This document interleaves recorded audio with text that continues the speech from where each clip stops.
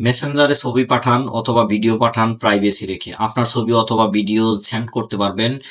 যিনি আপনাকে রিসিভ করবে শুধুমাত্র একবার ভিউ করতে পারবে। না পারবে কোনো স্ক্রিনশট নিতে, না পারবে সেভ করে তার ফাইলে অথবা ফোল্ডারে রেখে দিতে। তো এটি কিভাবে করবেন আজকের এই ভিডিওতে দেখাচ্ছি। তো চলুন দেখে নিন।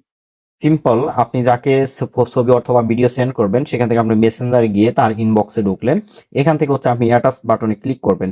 যে কোনো ছবি অথবা ভিডিও পাঠাতে আপনি অ্যাটাচ বাটনে অবশ্যই ক্লিক করবেন। এখান থেকে হচ্ছে যেই ছবিটা অথবা ভিডিওটি আপনি পাঠাবেন সেখানে ক্লিক করার পরে এখান থেকে সার্কেল আকারে ওয়ান এরকম একটা রাউন্ড আছে।